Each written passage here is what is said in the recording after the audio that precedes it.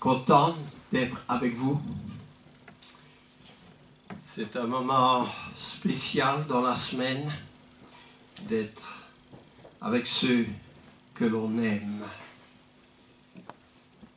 Alors aujourd'hui, je voudrais parler d'un sujet, même si le sujet semble facile, en réalité, il n'est pas aussi facile que ça. C'est la générosité. Alors vous comprenez pourquoi il n'est pas vraiment facile. C'est toujours facile de parler de la générosité quand ça concerne quelqu'un d'autre. Quand ça concerne une grosse fortune qui fait un petit don quelque part. Mais ici, je voudrais que ce sujet nous interpelle profondément chacun d'entre nous. Parce que la générosité, ce n'est pas seulement donner de l'argent. Dieu qui était le plus riche a donné son Fils unique pour que par la croix, il obtienne le salut de ceux qui vont l'adorer. Alors, c'est vrai, quand on ouvre l'Évangile et que l'on commence par exemple, par Matthieu, et que l'on voit dans le 6e chapitre, déjà dans le 5e au verset 44, « Mais moi je vous dis, aimez vos ennemis, bénissez ceux qui vous maudissent, faites du bien à ceux qui vous haïssent, et priez pour ceux qui vous maltraitent et qui vous persécutent. » Dans le chapitre 6 au verset 3, « Mais quand tu fais l'aumône, que ta main gauche ne sache pas ce que fait ta main droite. » Un autre verset dans ce même chapitre est le verset 19. « Ne vous amassez pas de trésors sur la terre où la teigne et la rouille détruisent, où les voleurs percent et dérobent, mais amassez-vous des trésors dans le ciel, où la teigne et la rouille ne détruisent point et où les voleurs ne percent ni ne dérobent. Il n'y a dans aucune ville de Belgique ni d'ailleurs une banque qui s'appelle la Banque du Ciel pour aller y déposer notre argent. Alors qu'est-ce que c'est la Banque du Ciel? Eh bien, la Banque du Ciel, c'est vous. C'est moi, n'est-ce pas? La Banque du Ciel. Je regarde notre verset, je tourne la page. Au chapitre 7, verset 8. « Car quiconque demande reçoit. Celui qui cherche trouve. Et on ouvre à celui qui frappe. » Ça m'est arrivé de frapper fort, et j'ai obtenu. Et parce que j'ai obtenu, je peux partager. Mais il faut demander à qui? Je ne vais pas sonner chez mon voisin pour lui demander quelque chose. Mon voisin, il n'a pas de rapport direct avec moi. Hier soir, je lui ai sonné à sa maison pour qu'il recule d'un mètre sa voiture et il ne semblait pas être très content. Alors je ne vais certainement pas lui demander n'importe quoi. Mais on peut demander à Dieu. Et Dieu est toujours attentif à notre demande. Alors quand je prêche la générosité, je suis allé voir à la Bible. Et dans ma Bible, il y a seulement 3 versets qui ont le mot générosité. Quand je me suis engagé hier à préparer la prédication, j'ai, après méditer, trouvé que la générosité serait un beau sujet. Puis quand je suis allé dans la concordance et dans ma Bible, j'ai vu qu'il n'y avait que 3 versets. Et je me suis dit, mais Jean-Marie, tu t'es engagé dans quelque chose, tu vas construire une prédication sur 3 versets seulement. L'un des versets de Paul à Timothée qui dit « Recommande aux riches du temps présent à être généreux. » Aux riches du temps présent. Je ne vais pas aller sonner chez le baron qui habite presque un château sur la colline, que ce soit Lambermont ou Eusy. Aux riches, il n'y a pas vraiment de riches dans l'Église. Quoique nous sommes riches spirituellement. Alors, je me suis dit, bien, ce beau verset de Paul à Timothée, je vais le mettre de côté parce que je ne vais pas vraiment savoir m'en servir.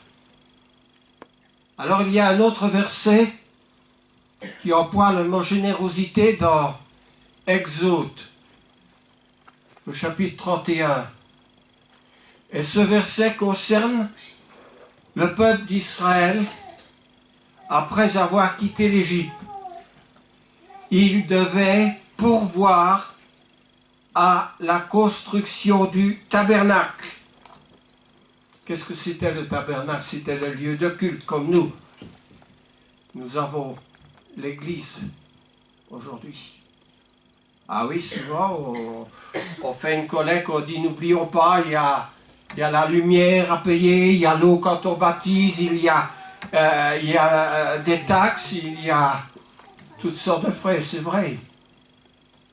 Mais le peuple d'Israël avait besoin de beaucoup plus d'argent.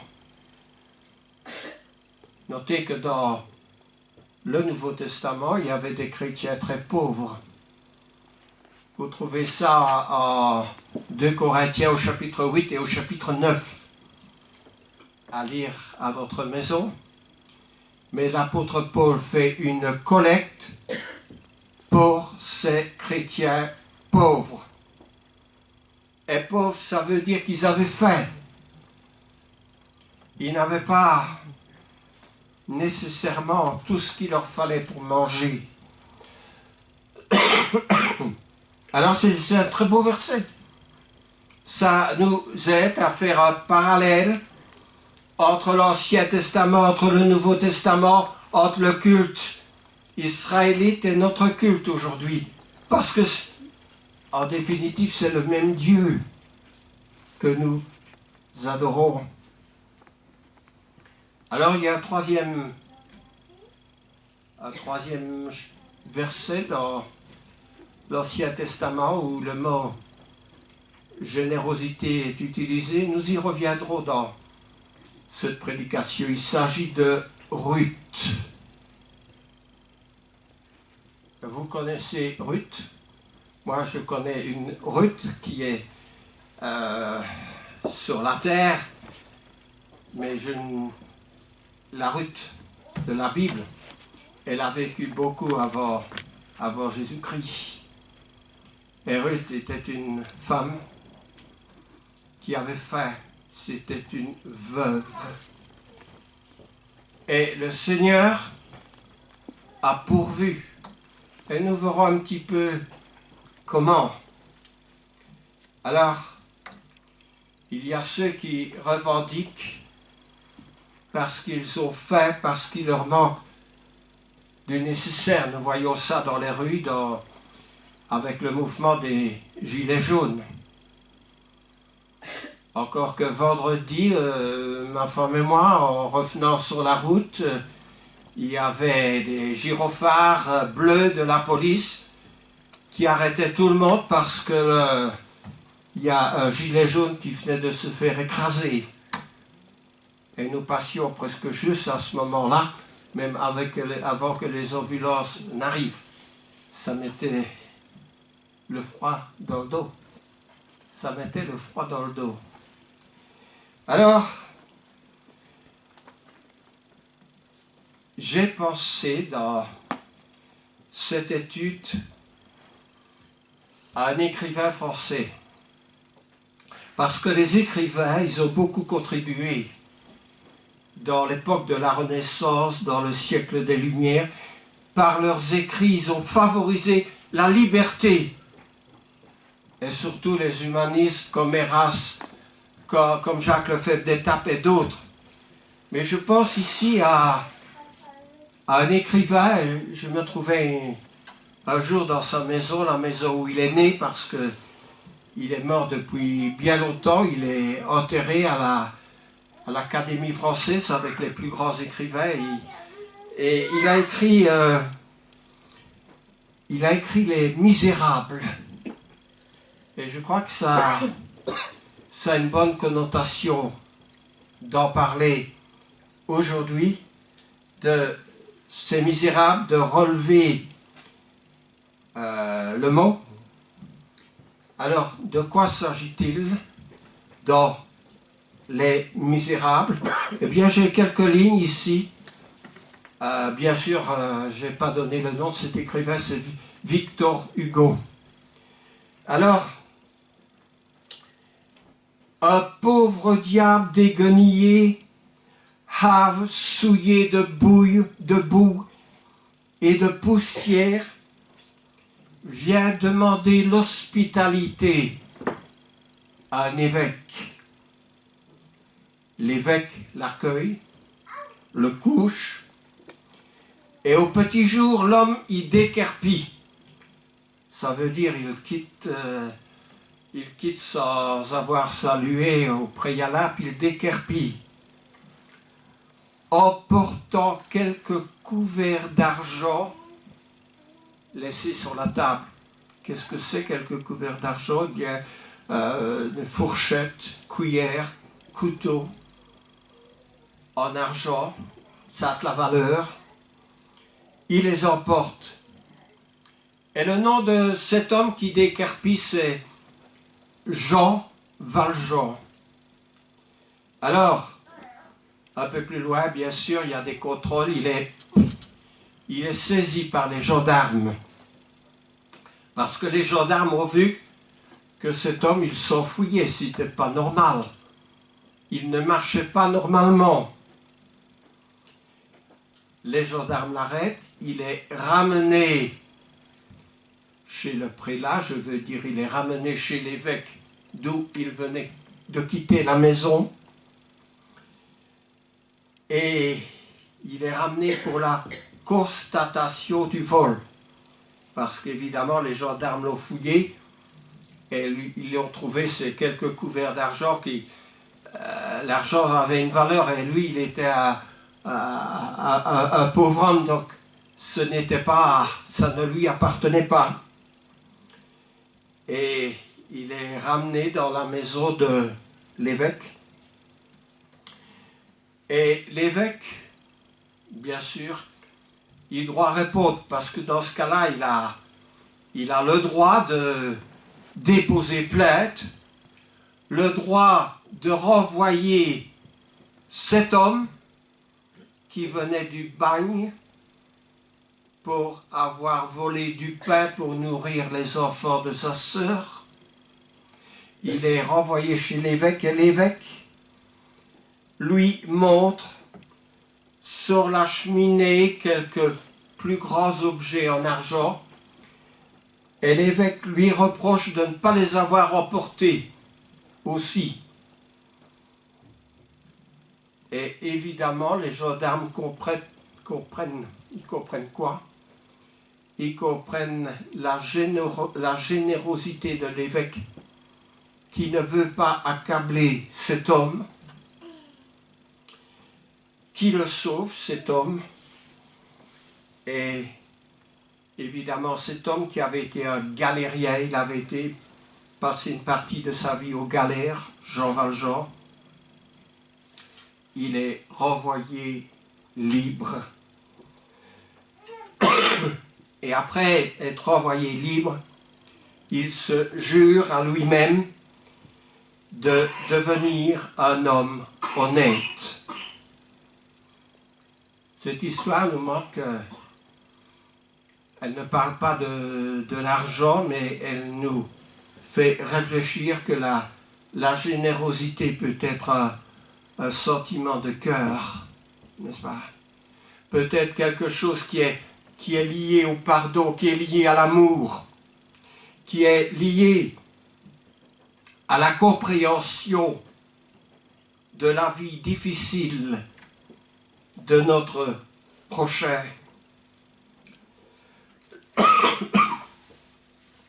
Je tousse un peu. Alors, je suis allé sur mon ordinateur. Quand je prépare un sujet, j'aime bien aller chercher le mot-clé. Et sur la générosité, il y a beaucoup de choses, mais j'ai seulement retenu 3-4 lignes. Et je les partage avec vous. La générosité, c'est la qualité d'une personne généreuse, d'un cœur généreux. Parce que lorsqu'on fait quelque chose, lorsqu'on donne quelque chose, on le donne du cœur. Ça passe d'abord dans le cœur, ça filtre, puis ça passe dans la tête. Alors, après la tête, l'idée est concrétisée, n'est-ce pas? Il n'y a aucun euro qui sort de ma poche d'une manière automatique. J'ai d'abord écouté, j'ai entendu et j'ai résolu qu'il serait bien si un euro sort. Il a, je ne vais pas dire ma permission parce que l'euro n'a pas besoin de permission, mais il a mon approbation dans ce à quoi il va servir. Alors je continue à lire. Il en vient à l'histoire d'un brigand qui n'est pas le Jean Valjean, n'est-ce pas?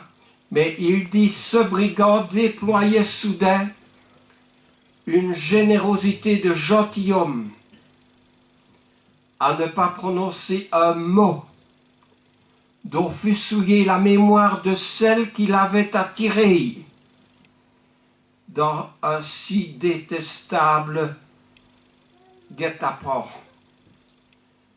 Alors, dans ma tête, je suis allé et je me suis souvenu que j'ai fait allusion à cet homme qui a fait un guet-apens. C'était dans un de mes sermons en 1978. Et comme je classe toutes choses, je suis allé très vite dessus. Alors, cette histoire dont il fait allusion pour la générosité se passe sous le titre « Les serviteurs cachés ». Les serviteurs cachés. Alors, nous avons tous des talents, dit cette histoire, et nous sommes semblables aux serviteurs cachés, laquelle débouchera sur une histoire. Alors, qu'est-ce que c'est l'histoire des serviteurs cachés? C'est un ermite. Et un ermite, c'est quelqu'un qui vit, non pas avec les autres, mais il vit seul, dans des endroits reculés, quelquefois dans les montagnes, dans des monastères. Ce sont des gens qui aiment l'ascétisme, c'est-à-dire la privation de certaines choses. Et on en trouve beaucoup au IVe siècle, des gens qui pratiquaient l'ascétisme.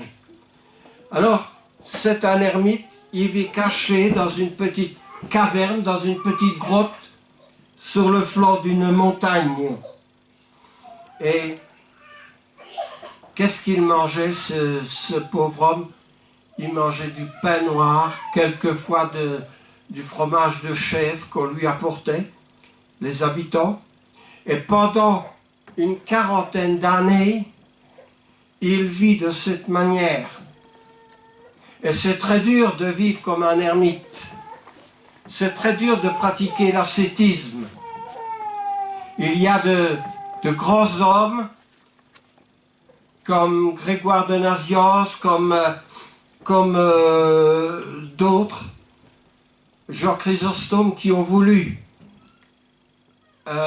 vivre de l'ascétisme, et après quelques années, ils sont sortis de leur caverne amaigris, avec une grande perte de poids, et aussi ils avaient perdu une grande partie de leur force et de leur caractère aussi. Alors, il se dit, mais j'ai vécu dans cette grotte, évidemment, une existence irréprochable, une existence de prière, une existence au Dieu qui est favorable à ta grandeur. Et puis il fait une prière. Il dit, Seigneur, je voudrais bien rencontrer quelqu'un dont l'état de son âme est égal à la mienne. Et le Seigneur lui dit, bon, c'est bien, tu vas aller en ville et tu vas trouver un homme dont l'état de son âme est égal à l'état de ton âme. Et évidemment, il est un peu déçu, parce que lorsqu'il se relève, il voit un ange qui vient lui dire, va dans la ville la plus proche, et sur la place publique, tu trouveras un jongleur qui amuse les gens pour gagner sa vie. Et l'homme se dit, mon âme est semblable à celle d'un jongleur qui amuse les gens simplement avec des petits tours, mais Seigneur, c'est déplorable. Mais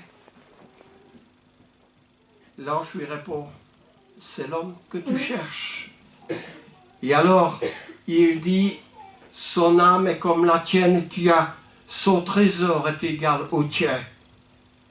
Alors bien sûr, l'ange disparaît, l'homme, il va dans la ville, il va trouver ce jongleur, et finalement, il parle avec lui, avec beaucoup de réserve, avec un peu une certaine peur aussi.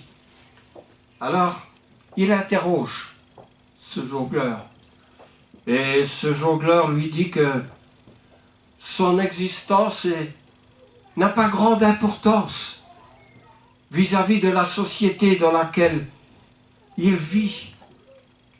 Et puis, cet ermite lui pose une question. N'avez-vous jamais été autre chose qu'un jongleur dans le passé? Oh, après une grande hésitation, le jongleur répond avec un certain embarras.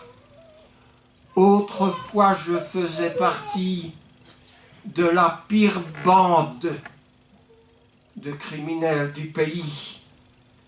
Et j'étais aussi mauvais que le plus mauvais d'entre eux.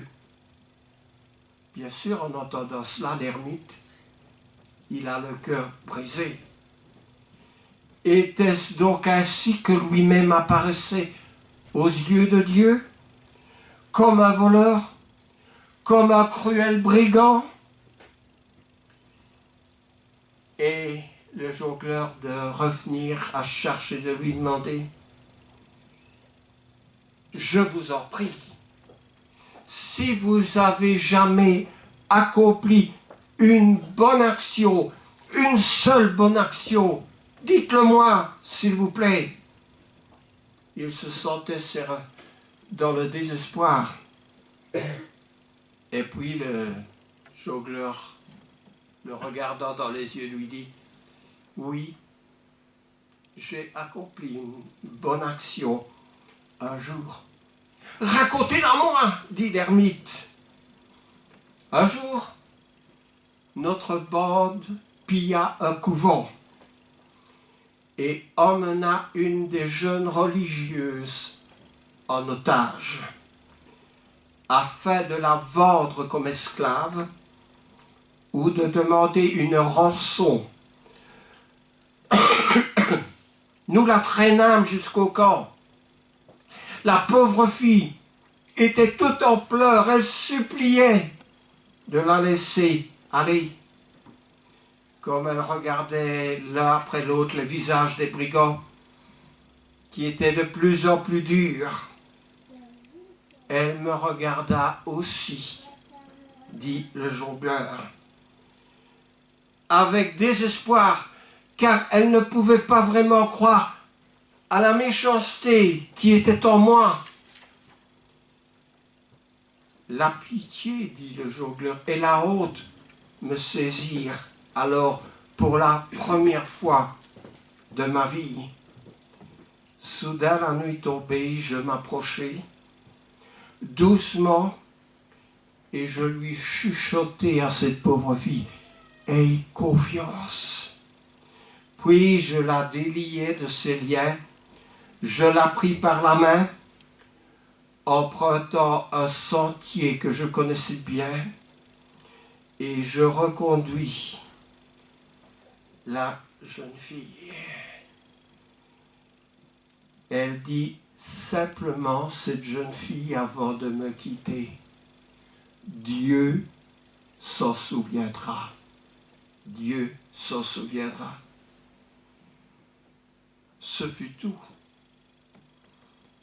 Et je repris mon occupation.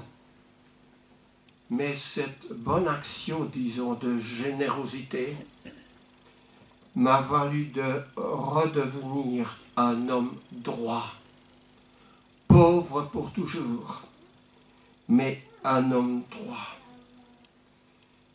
Et alors, l'ermite lui dit plein de joie, « Dieu se souvenu de toi. Ton âme, à ses yeux, est égale à la mienne, qui est prêché, qui est prié pendant 40 années. Ton trésor est égal au mien. » Oui, il avait accompli une action, une seule, une action de générosité.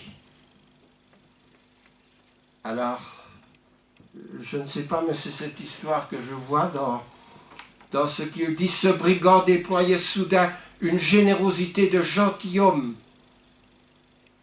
à ne pas prononcer un mot dont fut souillée la mémoire de celle qu'il avait attirée dans un si détestable guet-apens.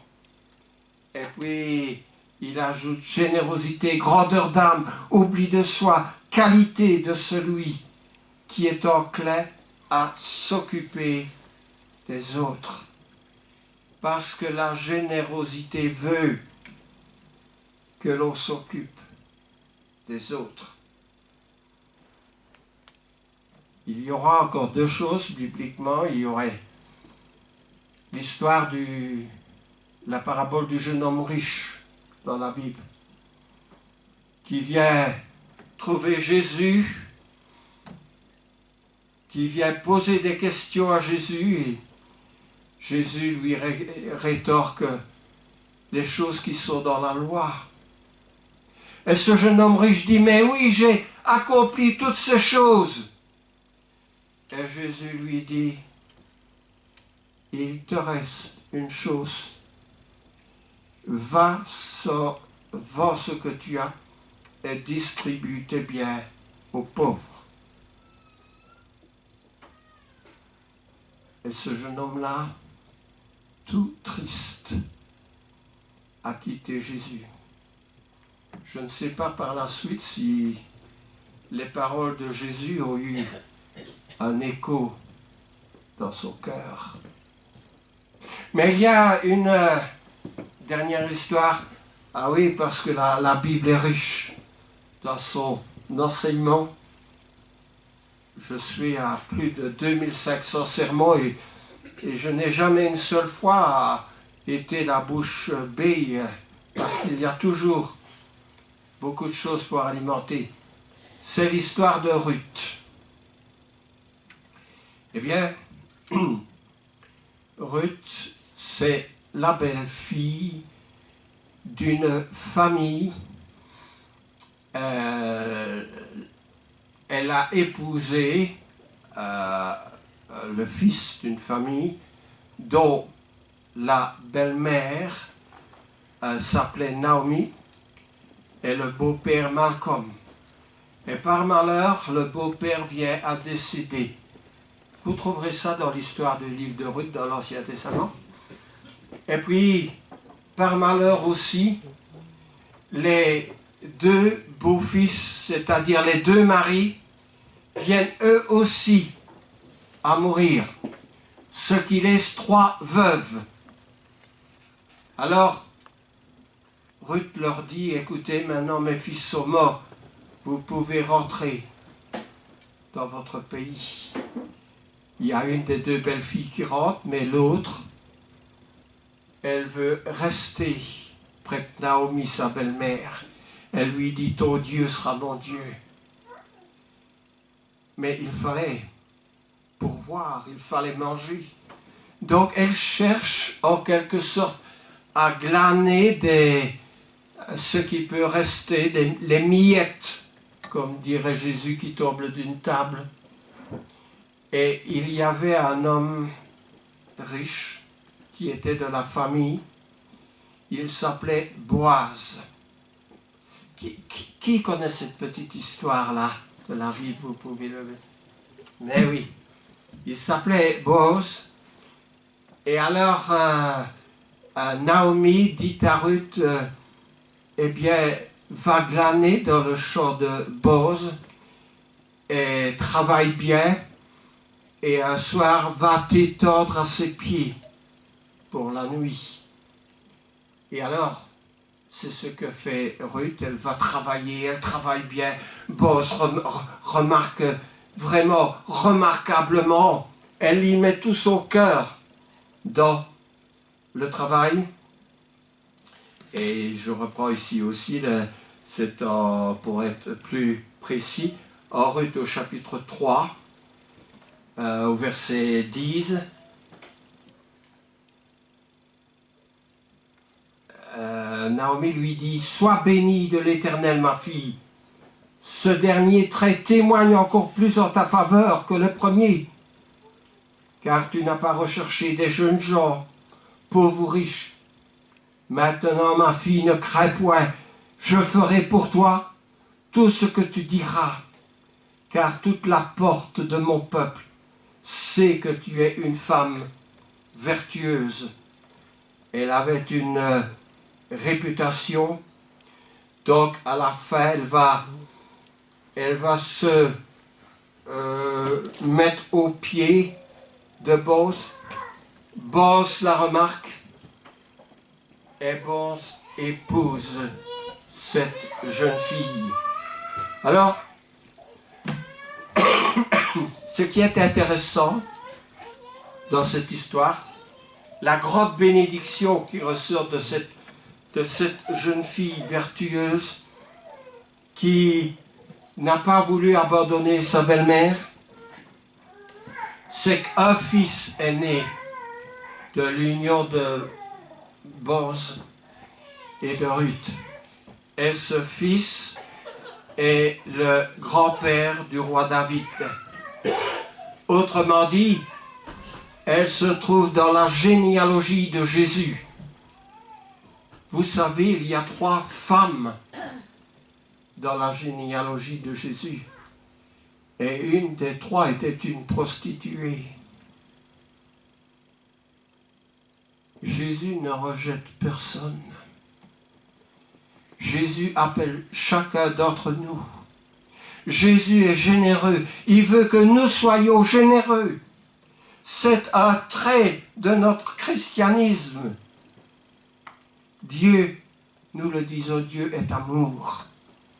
Et il faut que, à son image, parce que nous avons été créés à son image, il faut que nous aussi, nous soyons amour et que nous soyons généreux. Mais attention, le monde qui nous entoure est gourmand. Le monde n'est pas toujours un monde de prière. Il n'est pas toujours un monde de gentillesse. Et nous avons, comme dit la Bible, à lutter parce que le diable est puissant. La Bible nous dit qu'il est puissant aussi dans ses interventions. Mais il y a une chose, le diable est appelé le prince puissant et Dieu l'Éternel est appelé le Tout-Puissant, El Gibor en hébreu, le Tout-Puissant. Et nous appartenons au Tout-Puissant. Nous sommes l'image du Tout-Puissant et nous devons être dignes du beau nom que le Tout-Puissant nous a donné, qui est le nom de son Fils, le nom de chrétien. Et portons avec fierté ce beau nom de chrétien. Soyons généreux. Soyons amour. Ce n'est pas facile. Mais Dieu nous donne la possibilité. Alors à nous de choisir. N'est-ce pas? C'est nous qui tenons le volant de notre vie. C'est nous qui conduisons notre bateau. Que Dieu bénisse sa parole. Amen. Amen.